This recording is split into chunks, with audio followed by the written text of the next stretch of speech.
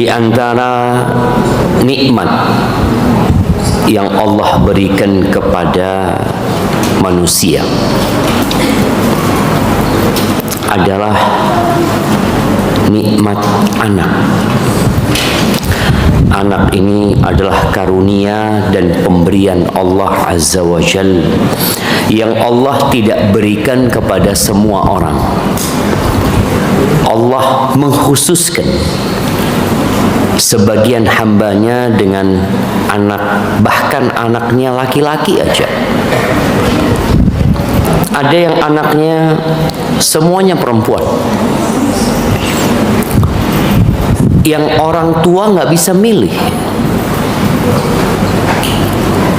Oh, sekarang ini kan ada usaha. Betul, dari dulu manusia berusaha. Tapi yang Allah nggak kasih, apapun usahanya, maka Allah jadikan sebagian orang itu mandul. Kenapa Allah berbuat apa yang Allah kehendaki? Dan semua perbuatan Allah itu berlandaskan hikmah dan ilmu. Takdir Allah itu indah, tapi sebagian kita mengeluh. Apa yang dikeluhkan? Yang dia inginkan 49 sampai 50. Allah itu mengahi mulkus samawati wal ard. Milik Allah yang di langit apa-apa. Ibu-ibu harus menanamkan kepada dirinya sendiri, sebelum kepada anak-anaknya, bahwa pemilik itu hanya Allah.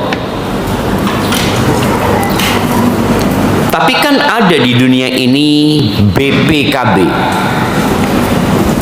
ada SHM, ada sertifikat kepemilikan. Nah, tapi kita tahu kepemilikan itu sementara. Makanya kita melihat rumah yang kita tempatin itu 100 tahun yang lalu punya siapa? 200 tahun yang lalu milik siapa? 1000 tahun yang lalu punya siapa rumah yang kita tempatin sekarang? Dan 100 tahun ke depan kira-kira siapa yang akan nempati tempat kita ini? Kita tahu kita nggak punya apa-apa. Makanya seringkali Allah itu menyebutkan tentang kepemilikan ini, lillahi ma fis samawati wa ma fil ard. Yakhluqu ma yasha. Allah menciptakan apa yang Allah kehendaki, bukan apa yang kita maui. Subhanallah ya. Betapa banyak mimpi yang kita rajut ternyata tidak menjadi kenyataan. Itulah kehidupan dunia. Lalu kata Allah, yahabu liman yasha inatha. Sebagian orang itu Allah kasih anak perempuan, lahir anaknya perempuan lagi, nanti lahir perempuan lagi. Kadangkala ada yang bergurau, antum nggak bisa bikin anak laki. Ya, Allah yang memberikan. Yahabu. Jadi namanya Allah itu Al-Wahhab. Biasanya kita kalau meminta sesuatu yang memang tidak ada usaha dari kita, benar-benar murni dari Allah, ya sudah kita minta hablana, minta dari Allah. Allah katakan yahabu liman yasha inatha wa yahabu liman yasha udzukur, dan Allah memberikan kepada siapa yang Allah kehendaki, bukan yang Allah cintai, tapi siapa yang Allah kehendaki.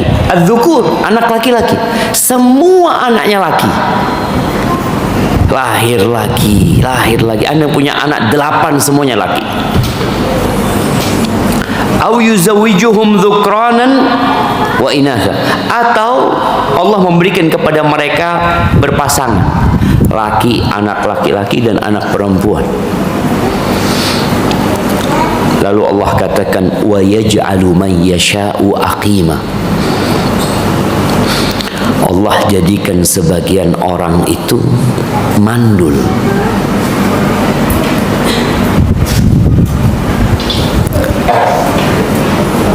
Subhanallah. Kalau bicara sebagian orang mandul itu, manusia nggak tahu. Ketika dia menikah, artinya seorang wanita menikah dengan seorang laki-laki, Allah telah tanamkan di diri manusia itu kecintaan kepada anak. Makanya kalau ada istilah nikah tanpa anak, mereka sedang menyelisihi fitrahnya sendiri, maka hidupnya akan menderita.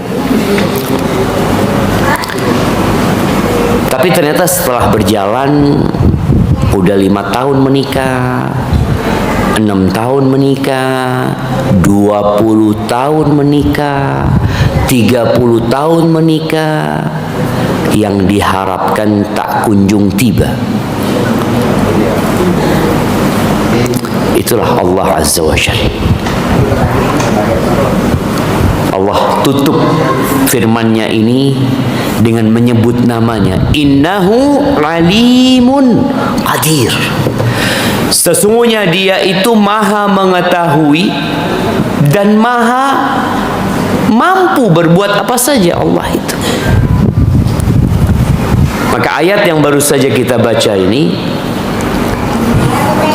menjadi pegangan dalam hidup kita, bahwa sejatinya manusia nggak punya apa-apa, tidak mampu berbuat apa-apa kecuali yang Allah membantu dan memudahkannya.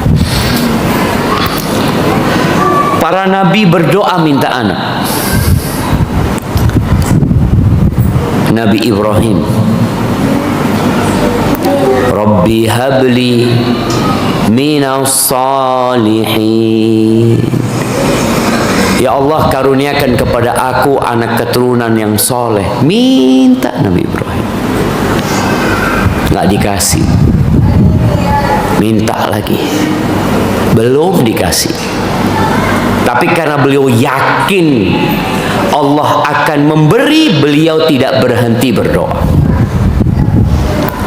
Sebagian kita itu ketika menikah 10 tahun, 15 tahun, 20 tahun nggak dikasih anak, terkadang berhenti berdoa gara-gara informasi yang menyesatkan. Ada yang mengatakan, sudah tak kira situn di anak, sudah tak bisa, sudah. Atau dokter mengatakan, resiko tinggi mun di anak. Ini 20 tahun tak beri anak, tahu-tahu ditakut-takutin untuk berhenti berdoa minta anak.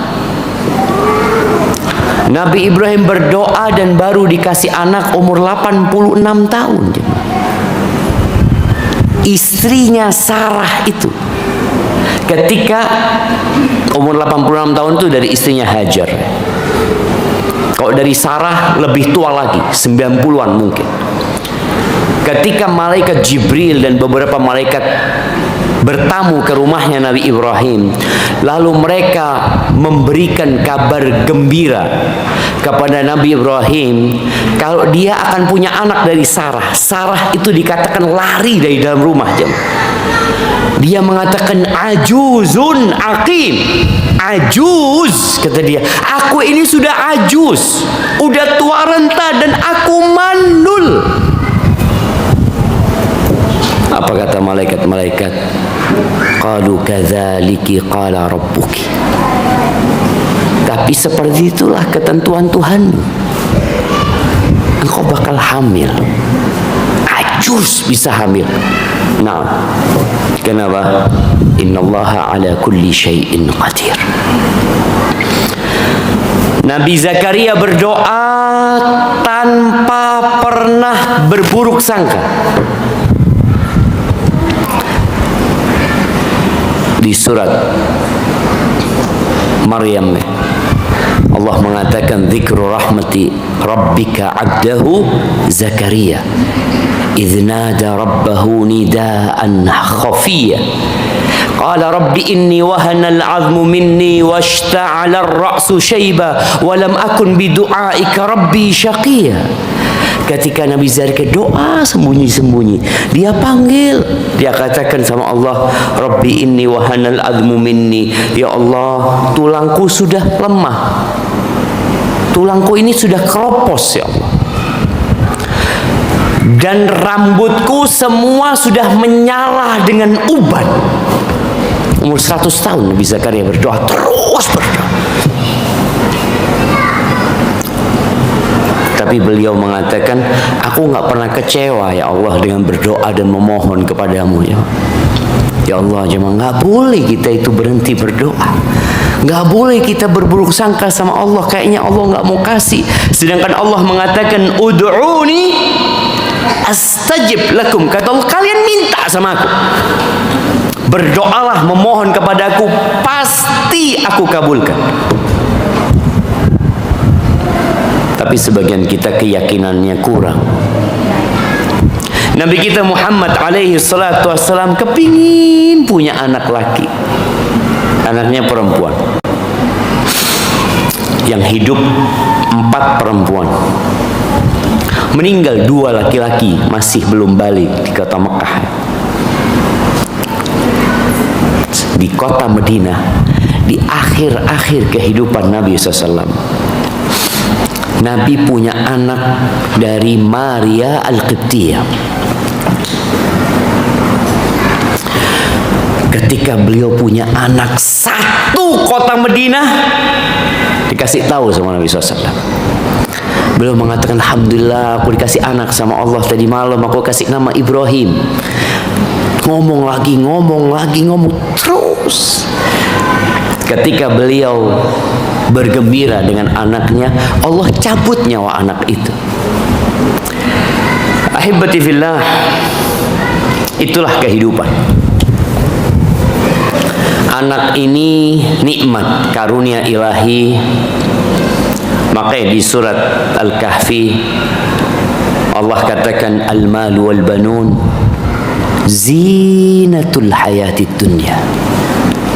Harta dan anak-anak laki-laki itu adalah perhiasan kehidupan dunia. Ya, sebagian kita mungkin biasa aja dengan anaknya yang sekarang dia punya. Sebagian anak kita mungkin tidak berbakti sama orang tua gara-gara kita tidak bersyukur kepada Allah atas nikmat itu anak. Kita anggap biasa, padahal itu karunia. Orang yang nggak punya anak ingin punya anak, bahkan ratusan juta dia keluarkan demi dia punya anak. Yang dikasih anak nggak bersyukur sama Allah.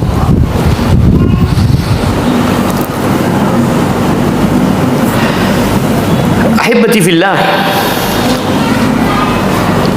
Tapi ternyata anak itu juga fitnah.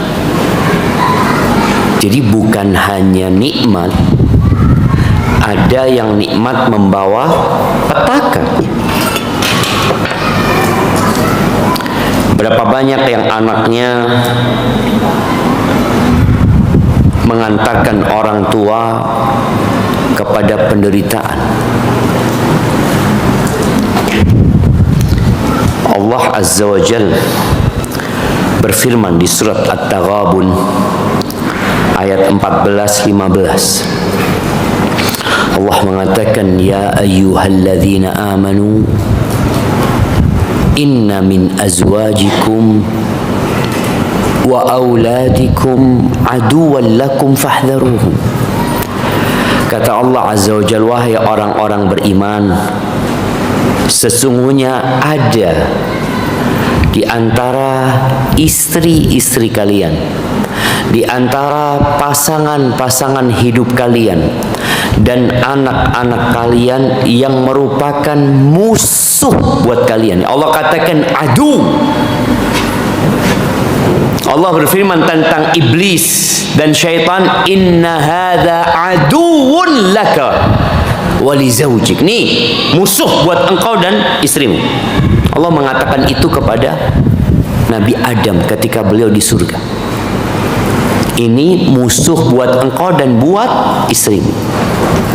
Dan Allah mengatakan kepada orang-orang beriman, sesungguhnya ada sebagian dari pasangan-pasangan hidup kalian, istri-istri kalian dan anak-anak kalian, aduwwan lakum, musuh bagi kalian. Fahdharuhum, hati-hati sama mereka. Bismillah.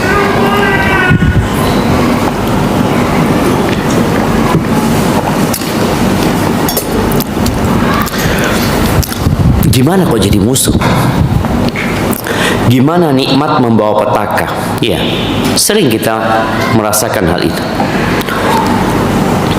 Ada yang istrinya, atau kok di sini suaminya, menghalangi istrinya dari kebaikan. Istrinya mau ngaji, nggak usah. Istrinya ingin berbuat kebaikan, dihalangi sama suaminya. Sebaliknya, ada wanita-wanita yang menjadi penghalang suaminya dari kebaikan. Suaminya sebelum menikah suka puasa Senin Kemis, suka sholat malam. Setelah menikah hilang puasa Senin Kemisnya, hilang sholat malamnya. Siapa penyebabnya? Boleh jadi istri. Dan ada juga anak-anaknya musuh. Kita akan bahas seperti apa sih anak-anak itu jadi musuh buat orang tuanya, supaya orang tua hati-hati menghadapi mereka. Karena Allah mengatakan fahdharuhum, hati-hati kalian menghadapi mereka. Mereka nikmat, mereka menyenangkan, mereka perhiasan, tapi mereka ada yang sebagian musuh. Kalau nggak hati-hati, ya kita yang jadi korban. Wa in ta'fu wa tasfahu wa taghfiru fa innallaha ghafurur rahim. Kalau kalian memaafkan, kalian tidak memberikan hukuman kepada mereka atas kesalahan yang mereka lakukan, atas bisikan-bisikan, ajakan-ajakan keburukan yang diperbuat oleh pasangan hidup kita atau anak-anak kita, wa taghfiru, dan kalian ampuni mereka, sesungguhnya Allah itu Maha Pengampun dan Maha Pengasih. Lalu Allah katakan, innama amwalukum wa auladukum fitnah. Kata Allah, sesungguhnya harta kalian dan anak-anak kalian adalah fitnah. Fitnah itu ujian. Fitnah itu cobaan. Wallahu indahu ajrun azim. Dan di sisi Allah ada pahala yang agung sekali. Siapa yang anaknya 15? Ada? Nggak ada. Yang 14? Yang 13? 10 ada insyaallah. Baik, ibu-ibu, ingat, ternyata wanita penghuni surga itu banyak anaknya. Dia suka melahirkan. Apa bahasa Maduranya perempuan yang subur itu? Merti. Iya. Apa? Merti. Merti. Iya. Anak tadi kasih tahu sama teman, merti. Dan Nabi SAW menyebutkan hal itu. Beliau mengatakan kullu waludin wadud. Ketika beliau mengatakan ala unabbiukum binisaikum min ahlil jannah, kalian mau nggak aku kasih tahu istri-istri kalian yang bakal menjadi bidadari-bidadari surga? Kullu waludin wadud. Dia adalah wanita, ya tadi, merti. Yang istilahnya orang dulu itu suaminya ngelemparkan sarung, ngandung. Ada yang kayak gitu kan? Masya Allah. Dia mau, suaminya mau punya anak lagi, dia siap. Anaknya besar dikit, suaminya mau nambah anak, siap. Kan sekarang enggak, banyak perempuan sekarang itu nolak. Enggak, sudah kaso, repot, ini itu situ saya nyaman. Apa? Artinya dia tidak memandang kehidupan ini sebagai bentuk pengabdian kepada Allah Azza wa Jal. Bahwa setiap kali dia hamil, setiap kali dia merasakan sakit di punggungnya, sulit tidurnya, dia berharap pahala. Tapi sebagian enggak, beranggapan bahwa itu bencana.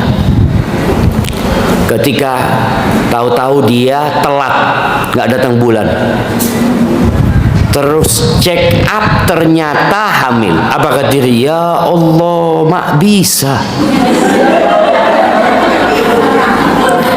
Jarang berdelake nah. Cuma ucapan mak bisa itu sebagai bentuk kayaknya nggak nerima gitu. Padahal wanita penghuni surga itu ketika dia hamil lagi, kalau Allah Azza wa Jalla menentukan hal ini, ingat itu anak punya rizki sendiri. Anak itu tak ngakan recekan orang tua, enggak, sama sekali. Innallaha huwar razzaq dzul quwwatil matin. Sesungguhnya Allah itu yang maha memberikan rizki, dan dia maha kuat dan maha perkasa. Jadi bicara anak ini, maka berusaha para wanita ini untuk banyak anak. Bicara capek, lelah, ada perhitungannya. Makanya usahakan setiap kita melakukan sesuatu itu diniatkan mencari keridhaannya Allah. Karena ada orang tua yang dia itu menghalangi putrinya yang sudah menikah untuk endi anak benyak. Sudah cukup, cek nambah boleh. Todus. Todus kah siapa? Malu sama siapa? Ada orang tua yang menjadi penghalang. Padahal Rasulullah sallallahu alaihi wasallam mengatakan, tazawwajul waludal wadud fa inni mukathirun bikumul umam yaumal qiyamah. Nabi itu nyuruh para sahabat, nikahilah wanita-wanita yang subur dan penyayang. Aku itu suka sekali kalau pada hari kiamat berbangga-bangga dengan umatku banyak. Ini loh umatku banyak.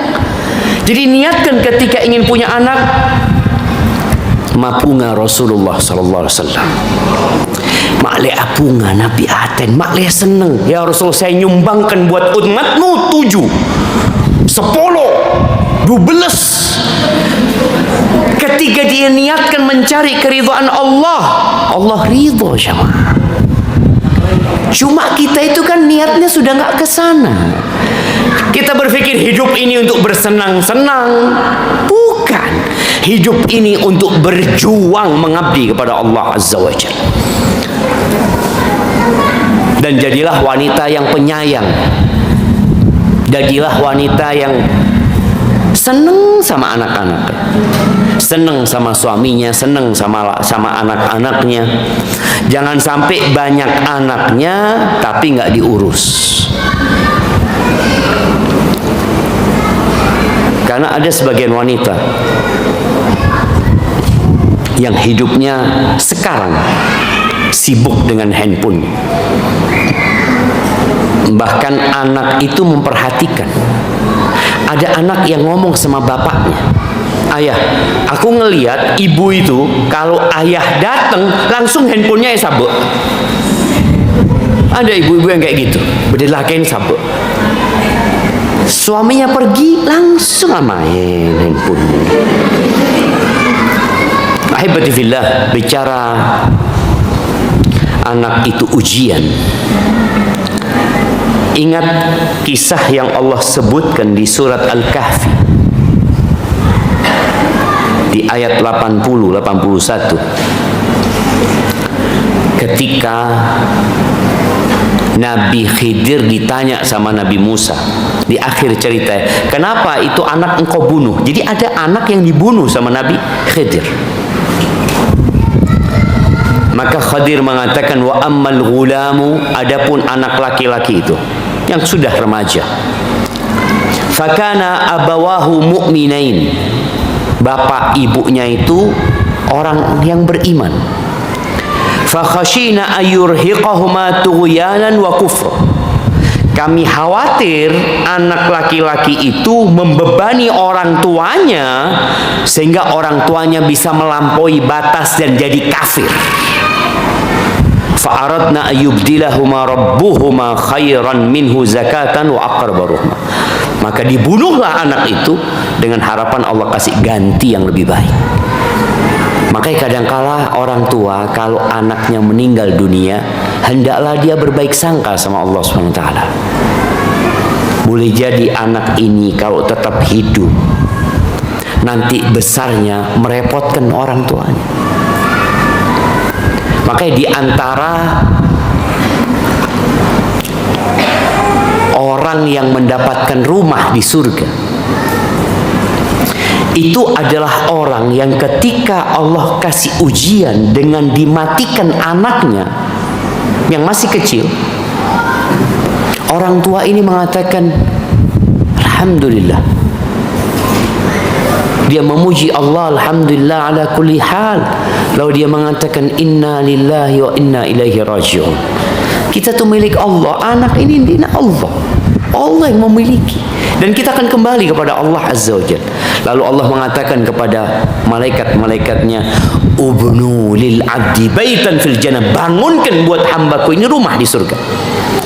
Dan rumahnya kasih nama Baitul Hamdi, rumah pujian. Dikasih anak memuji Allah, diambil anaknya dia tetap memuji Allah Azza wa Jalla. Ahibati fillah, di antara bentuk fitnah, ujian, cobaan, dan permusuhan yang ditimbulkan dari anak-anak kita itu, anak ini kadangkala mendorong orang tuanya untuk bekerja yang haram demi anak-anak. Dia nggak peduli dengan halal haram, yang penting anaknya seneng. Ada orang tua yang seperti itu. Bahkan kadangkala kita melihat ada ibu-ibu yang mencuri di minimarket. Buat siapa? Buat anak.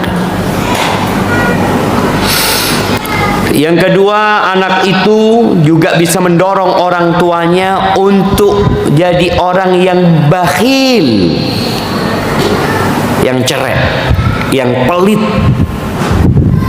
Padahal sebelum punya anak, Masya Allah royal, suka membantu tetangganya, suka bersedekah ke masjid. Coba lihat ibu-ibu, posisi dia sebelum dan sesudah punya anak. Kalau ternyata sodakohnya berkurang, ini ujiannya anak. Maka Allah katakan, ya ayyuhalladzina amanu la tulhikum amwalukum wala auladukum an dzikrillah. Jangan sampai wahai orang-orang beriman, anak-anak dan harta kalian membuat kalian lupa dari mengingat Allah. Itu harta dari Allah, dan Allah perintahkan untuk kita keluarkan, engkau nggak keluarkan. Oh, untuk masa depan anak-anak, nanti anak-anak kan mau kuliah, ini itu, berhenti sedekah dia ketika dia ingat sama anak-anak. Makanya bagaimana setan itu datang membisikkan pikiran ketika orang mau sedekah, anakmu lebih pantas mendapatkannya. Oh iya, mau sedekah, anakmu mau sedekah, mungkin engkau nanti akan hamil lagi, mau punya anak. Sampai anak yang belum datang pun dihitung, yang membuat orang tuanya jadi bakhil. Kemudian anak itu juga bisa mendorong orang tuanya dan mengantarkannya untuk bersikap pengecut dalam membela kebenaran, dalam berjuang di jalan Allah Azza wa Jalla. Dia mengatakan, Bu, anak saya masih kecil-kecil ya. Gimana kalau saya mati di medan perang nanti? Neser kanak-kanak. Anak-anak. Padahal kita tahu anak-anak itu ada Tuhannya yang mengatur dan mengurusi rezeki.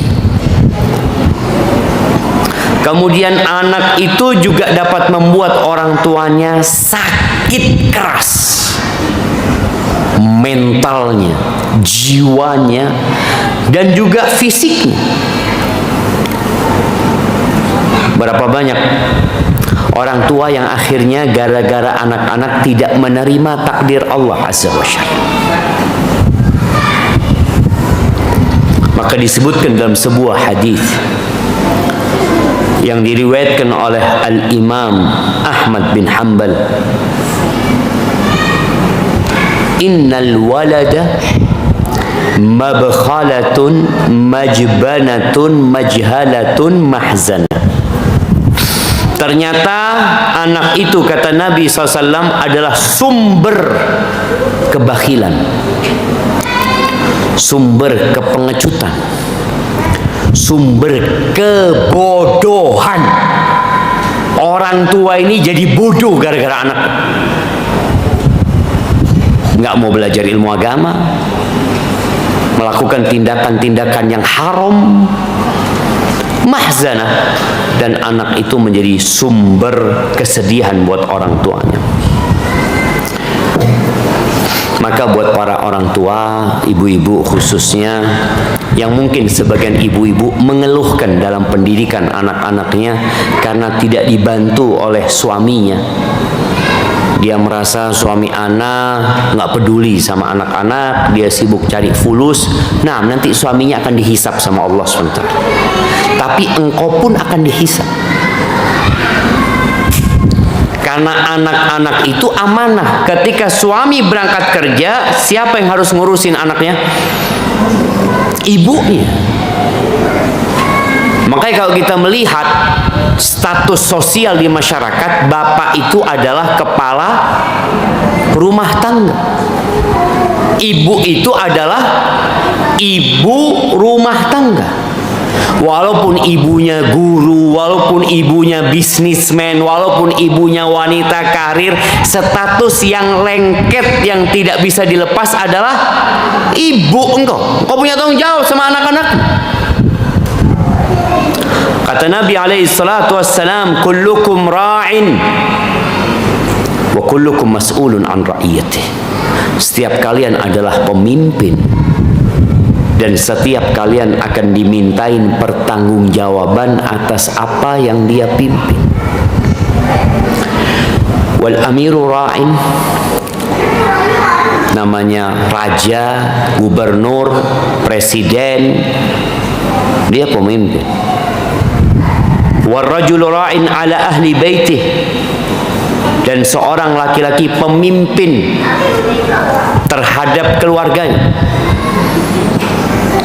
Wal mar'atu, nih, dan wanita ra'iyatun ala baiti zawjiha wa waladihi, dan wanita itu adalah pemimpin di rumah suaminya dan anak suaminya. Kadangkala anak itu bukan anak ibunya, anak itu dari istri yang lain. Itu adalah amanah. Ada istilah bahwa ibu tiri itu jahat. Maka Nabi mengingatkan, engkau pemimpin, engkau dikasih amanah anaknya suami. Apalagi kalau anaknya itu lahir dari perutmu sendiri. Jadi nggak ada alasan, oh suami nggak ikut mendidik. Udah engkau didik full. Sampai ada seorang laki-laki, dia cerita sama anak. Dia mengatakan, Ustadz, anak banyak melakukan kesalahan dalam kehidupan ini, tapi alhamdulillah anak nggak salah pilih istri. Enggak. Suaminya kadang-kala kerja merantau, suaminya kadang-kala harus keluar kota, tapi dia nggak salah pilih istri. Anak-anaknya semuanya benar. Bukan karena bapaknya, ya kalau bicara bukan karena bapaknya juga karena bapaknya nggak salah pilih istri. Dan karena emaknya juga bertanggung jawab dalam rumah itu. Wa kullukum mas'ulun an ra'iyatih, dan semua akan dimintain pertanggungjawaban atas apa yang dia pimpin. Ingat Nabi Ibrahim ketika belum punya anak, doanya minta anak, Rabbi habli minas solihin. Ketika sudah dikasih anak, doanya lain. Beliau doanya, wajnubni wa bani an na'budal asnam. Ya Allah, hindarkan aku dan anak keturunanku dari menyembah berhala. Rabbi ij'alni muqimas salah wa min dzurriyyati. Ya Allah, jadikan aku orang yang mendirikan salat dan dari anak keturunanku. Sekarang doanya semua ada anaknya. Kenapa? Ya itu sebagai bentuk tanggung jawab. Engkau sudah dikasih anak, engkau punya kewajiban mendidik, engkau minta sama Allah. Jangan minta buat dirinya sendiri, mintakan buat anak-anaknya. Ini sebagai bentuk tanggung jawab kita. Karena jalan pintas dalam pendidikan anak-anak itu yang minta sama Allah. Karena Allah yang memberikan hidayah kepada mereka. Rabbana hablana min azwajina wa dzurriyyatina qurrata a'yun waj'alna lil muttaqina imama. Dan jamaah rahimakumullah, jangan sampai kita mati ternyata dalam menjalankan tugas sebagai ibu. Ibu-ibu ada yang berkhianat kepada suami. Bukan berkhianat berzina, tapi sibuk di rumah dengan sesuatu yang bukan kewajibannya. Dan terakhir, mulailah bermuhasabah. Apakah amanah yang Allah berikan kepada kita sudah kita jalankan dengan baik atau belum? Kalau ternyata belum, dan ada anak-anak kita yang jadi tidak benar gara-gara ibunya dahulu tidak mendidik dengan benar, engkau perlu beristighfar dan bertobat kepada Allah, serta meminta maaf kepada suamimu. Katakan, iya dulu aku banyak menelantarkan anak-anak, karena kelak pada hari kiamat akan ditegakkan keadilan. Ada hisab dan persidangan, dan semoga saat itu kita bisa menjawab pertanyaan-pertanyaan yang akan ditujukan kepada kita. Hadza wallahu a'lam bissawab. Itu yang dapat saya sampaikan. Mungkin kita masuk ke sesi tanya jawab. Nah, bismillah. Iya. Ini ada pertanyaan. Izin bertanya, Ustaz. Disebutkan oleh Ustaz bahwa wanita penghuni surga adalah wanita yang banyak anaknya. Lalu bagaimana dengan ibu yang memiliki banyak anak namun tidak sabar dalam mengurus dan mendidik anak-anaknya? Apakah juga akan masuk surga? Lalu bolehkah memberi jarak kelahiran dengan alasan finansial belum stabil? Syukron wa jazakallahu khairan. Naam, ahibati fillah, Rasulullah sallallahu alaihi wasallam ketika menyebutkan wanita penghuni surga, beliau tidak hanya mengatakan dia banyak anaknya, tapi beliau menyebutkan kriteria lanjutan. Kullu waludin wadud. Wanita penghuni surga itu adalah wanita yang subur, yang banyak anaknya, dan dia itu penyayang. Wadud. Wadud ini artinya yang mencintai dan dicintai. Dia mencintai anak-anaknya dan anak-anaknya cinta sama emaknya. Yang tentunya orang ini adalah orang yang ngerumat anaknya, sabar. Bahkan dilanjutkan hadis itu, idza zalamat, kalau perempuan ini menzalimin suaminya, atau dia menyakiti suaminya, atau disakiti sama suaminya, ini wanita penghuni surga ini akan datang kepada suaminya. Dia meletakkan tangannya di tangan suaminya sambil mengatakan, la adzuku bi ghumdin hatta tarda. Aku tidak akan memejamkan mata sampai engkau ridha sama aku. ini wanita penghuni surga. Dan ternyata wanita yang seperti ini jarang. Siapa ibu-ibu yang kalau disakiti sama suaminya minta maaf sama suaminya? Bukan menyakiti suaminya, disakiti sama suaminya. Itu minta maaf. Dari baiknya perempuan ini. Perempuan itu kalau menyakiti suaminya atau disakiti suaminya, muter-muter mau minta maaf. Yang ada malah neng-neng. Suaminya didiamkan sama dia. Jadi bukan hanya banyak anaknya, tidak. Jadi wanita ini wanita soleha. Tambahannya dia sabar punya anak banyak. Capek punya anak ini. Anak merasakan bagaimana istri anak ketika hamil, ketika mau lahiran, mempertaruhkan nyawanya. Kemudian bagaimana dia harus menyusui anaknya. Capek. Tapi ternyata dengan semua kelelahan itu, dia tetap wadud. Mencintai. Penyayang. Jadi bukan hanya banyak anaknya, tapi tidak penyayang dan tidak pandai bersabar. Kalau memberi jarak kelahiran alasan finansial, enggak. Kalau masalah rizki, Allah mengatakan nahnu narzuquhum wa iyyakum. Kami yang memberikan rizki kepada mereka dan kepada kalian.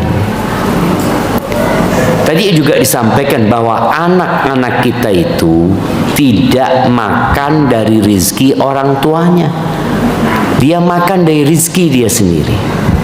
Makanya ketika seorang wanita umpamanya dia hamil dan dia tahu kondisi ekonominya sedang tidak baik-baik, apa yang harus dia lakukan? Apa jemaah? Kerja, usaha, tawakal. Di antara pintu rizki yang paling dahsyat itu adalah tawakal. Kata Nabi alaihi salatu wasalam, "Lau annakum tawakkaluna 'ala Allahi haqqa tawakkulihi." Kalau kalian bertawakal kepada Allah dengan sebenar-benarnya tawakal, la razaqakum kama yarzuqut thair. Pasti Allah akan kasih rizki kepada kalian seperti Allah kasih rizki kepada burung. Burung itu ada yang punya tabungan, ada yang punya kulkas. Tidak ada. Burung itu tidak menyimpan. Dia makan hari itu, ya habis hari itu. Dia dapat makanan hari itu, kata Nabi SAW, taghdu khimasan wa taruhu bitanan. Pagi berangkat lapar, kosong perutnya, pulang kenyang. Besok, ya besok apa kata besok? Tawakal. Tapi sebagian kita enggak. Bukan berarti menyimpan tidak boleh.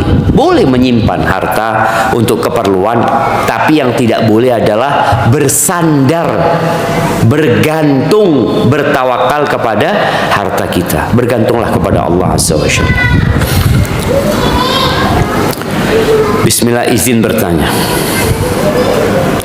Istri si fulan selingkuh. Kemudian istrinya mengaku bahwa saat ini dia tengah hamil dan bayi dalam kandungannya adalah hasil zina dengan selingkuhannya. Lalu anak siapakah bayi tersebut kelak? Anak siapa? Syama.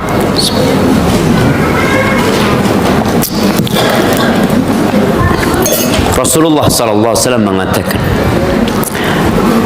al-waladu lil firash walil ahiril hajar.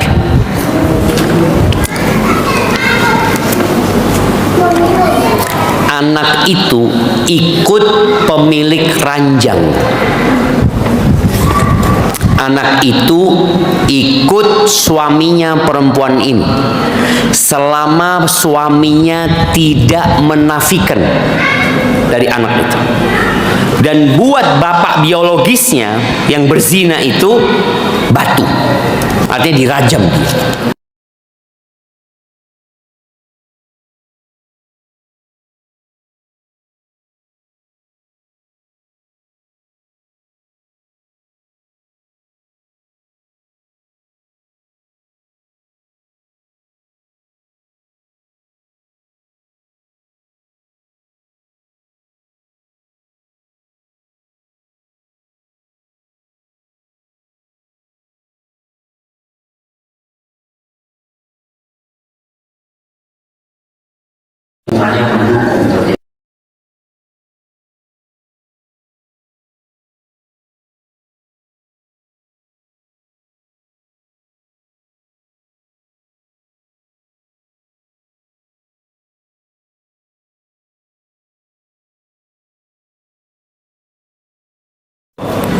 Apakah doa ibu saat marah ini akan Allah kabulkan Ustaz?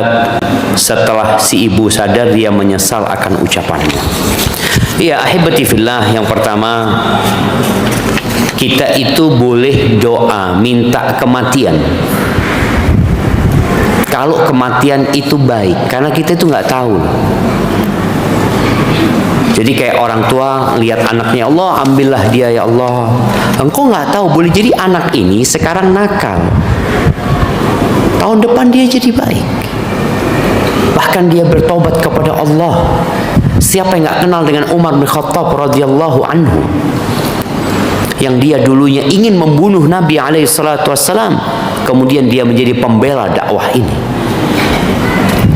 Maka buat sang ibu, cabutlah doanya.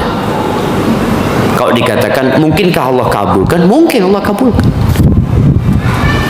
Maka adalah sang ibu mencabut doanya, diganti doa kebaikan. Minta supaya anaknya dijadikan anak yang soleh soleha. Seperti itu.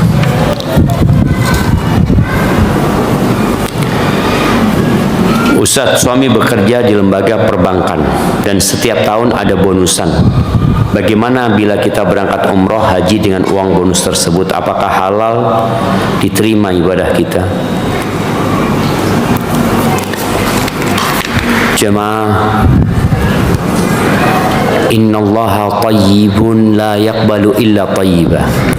Kata Nabi SAW, sesungguhnya Allah itu maha baik dan Allah tidak menerima kecuali yang baik. Makanya orang yang berangkat umroh, yang berangkat haji, dia nanti akan ambil miqat untuk berganti pakaian, untuk masuk ke ibadah umroh atau haji. Dia mengatakan labbaik Allahumma umratan.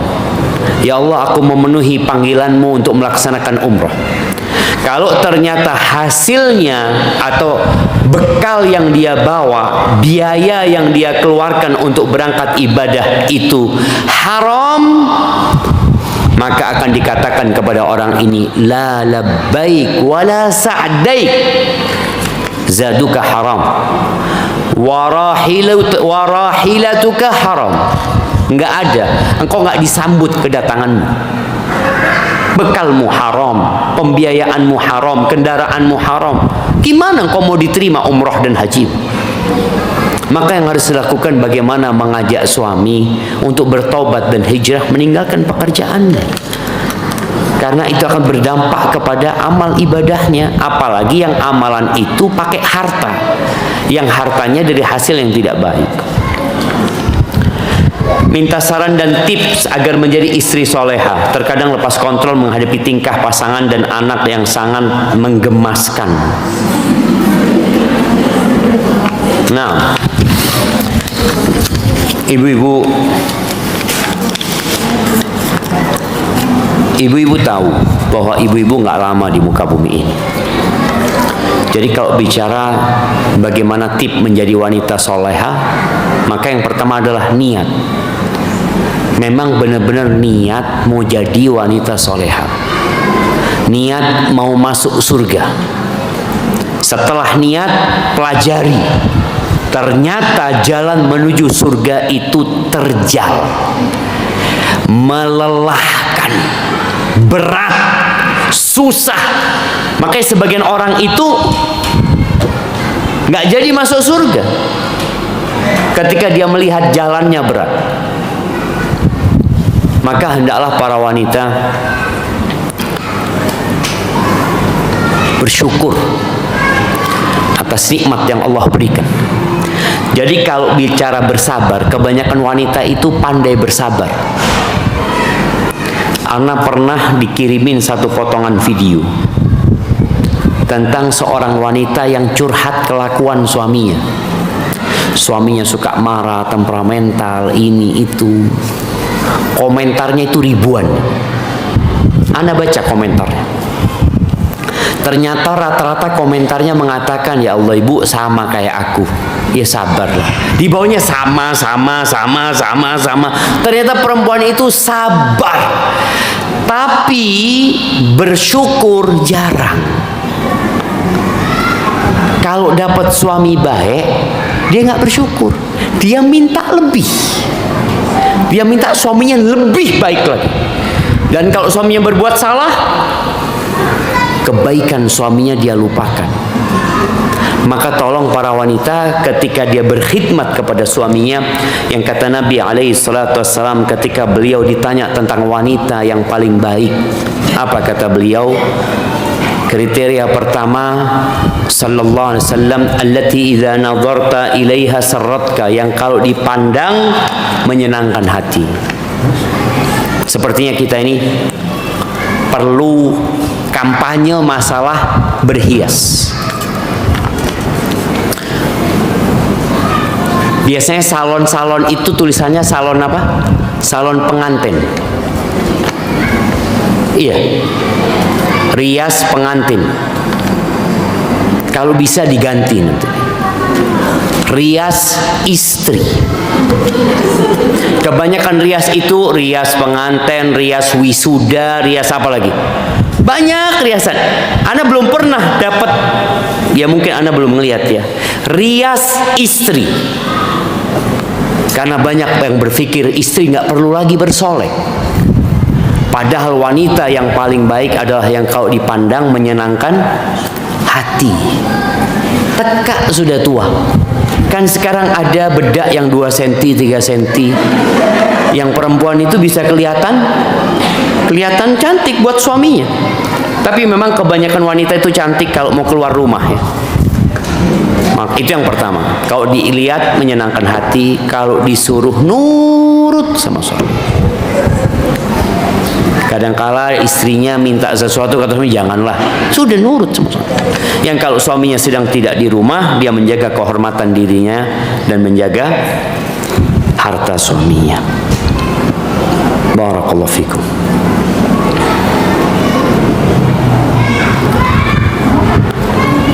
Iya, ini bagaimana hukum menyekolahkan anak kuliah di luar negeri? Ya tergantung negerinya yang mana, luar negerinya itu di mana. Jangan sampai anak-anak itu kita tempatkan di tempat yang membahayakan keimanan mereka. Apakah UIM sekarang menerima mahasiswi? Wallahu alam ya. Kalau Anda dengar terakhir itu ada mahasiswi yang diterima di sana, cuma apakah sudah dibuka untuk mahasiswi luar negeri? Wallahu a'lam. Mungkin bisa dicari informasinya. Telah tidak diperbolehkan puasa sunnah. Lebih baik melayani suami dengan prima. Kok tidak diperbolehkan? Tidak boleh wanita puasa sunnah kecuali izin sama suaminya. Kalau suaminya ada di rumah. Kalau suaminya di luar kota nggak perlu izin sama suami. Suaminya merantau nggak perlu puasa sunnah aja. Tapi kalau suaminya ada di rumah karena takut suaminya punya perlu, maka dia minta izin kepada suaminya. Apakah suami sebagai musuh karena istri tidak boleh puasa sunnah? Enggak. Tadi suami jadi musuh kalau melarang istrinya puasa sunnah, sedangkan dia ada di luar kota. Kecuali sang suami tahu istrinya ini lemah. Anak punya ibu kadang-kala dimarahin sama abah puasa, jangan puasa. Karena abah tahu sedang sakit, sedang nggak sehat. Kalau puasa drop nanti. Tapi kadang-kala perempuan ini maksa, maka hendaklah dia nurut sama suaminya kalau larangan suaminya beralasan ya. Barakallahu fikum.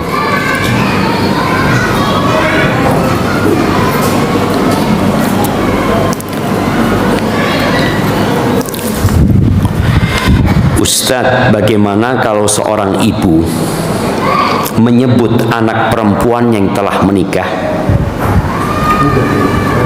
dengan sebutan binatang, setan, dan semoga hidupnya tidak pernah bahagia hanya karena dia ingin tetap bersilaturahim dengan keluarga ayahnya? Ayah dan ibu sudah bercerai dan ibunya berselingkuh dan menikah dengan selingkuhannya. Iya, ini berkaitan dengan ibu yang melaknat. Itu kenapa banyak wanita masuk neraka, karena kadang-kala dia suka melaknat. Abaikan laknatnya, karena doa keburukan, padahal dia tidak dizolimi. Yang boleh doa keburukan itu siapa? Orang yang dizolimi. Orang dizolimi itu umpamanya mobil ana dicuri orang, atau ada tetangga yang berbuat buruk kepada kita. Kita boleh doa keburukan buat tetangga kita. Tapi yang dilakukan ibu ini nggak benar. Dan Allah tidak mendengarkan doa yang seperti itu. Perceraian itu seharusnya hanya memisahkan hubungan suami istri, tidak memutuskan silaturahmi.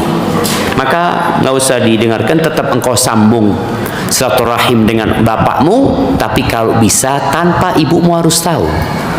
Tanpa ibu harus tahu.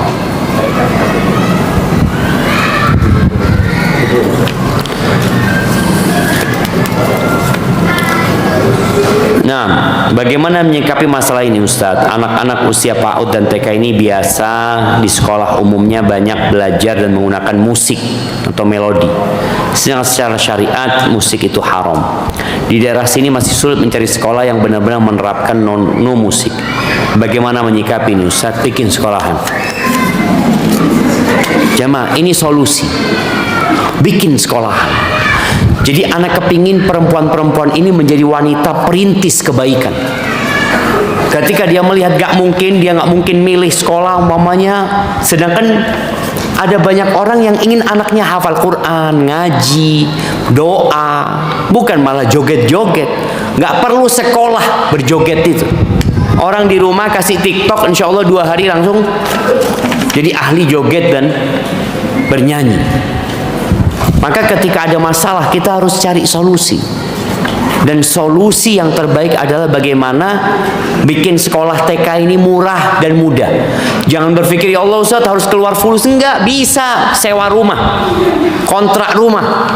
Tinggal cari guru. Ya Allah, guru TK itu digaji berapa jamaah? Digaji berapa guru TK itu? Ada yang guru TK di sini? Berapa gajinya guru TK? Berapa nantinya? Berapa UMR? Tuh lihat 200, ya Allah, dosa orang-orang ini. Iya, padahal kita titip anak kita sama mereka. Alhamdulillah. Maka tadi usahakan, niatkan kita untuk memberikan solusi, membuat sekolahan-sekolahan yang, apalagi anak itu kalau bicara sekolah TK PAUD itu bukan sekolah yang harus sebenarnya.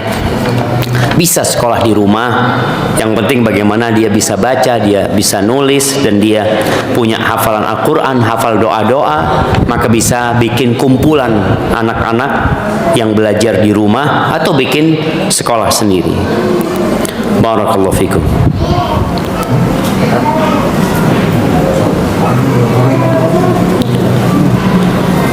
Izin bertanya, bagaimana dengan orang tua yang sudah mengasuransikan biaya pendidikan anaknya? Apakah ini termasuk halal apa haram akan biaya pendidikan anaknya? Jazakallahu khair. Ini jemaah, tadi kita sebutkan ya, bagaimana anak itu ternyata membuat orang tuanya melakukan tindakan apa saja demi anak-anak. Bicara asuransi, asuransi itu kan sebagai bentuk jaminan biar anaknya ke depan itu dapat mengenyam pendidikan. Kalau asuransinya halal, ada asuransi ta'awuni. Tapi kebanyakan enggak. Asuransi ini asuransi konvensional ya, yang nyari laba, nyari keuntungan. Maka ketika kita menyimpan uang, lalu uang itu ada tambahannya, maka itu adalah riba. Dan bagaimana anak kita dibiayai dengan sistem riba? Apa yang perlu dilakukan? Tabung untuk masa depan anakmu. Beli emas 1 gram ya, taruh ya. Kalau dikatakan iya ini untuk pendidikan anak-anak, seperti itu. Tapi jangan sampai. Nah, Masya Allah, ternyata sudah habis waktunya jamaah. Mohon maaf, itu yang bisa Anda sampaikan. Kurang lebihnya mohon maaf. Yang benar dari Allah Azza wa Jalla, yang salah dari diri Anda pribadi. Allah dan Rasulnya terbebaskan dari kesalahan itu. Subhanakallahumma bihamdika asyhadu an la ilaha illa anta astaghfiruka wa atubu ilaik. Wassalamualaikum warahmatullahi wabarakatuh.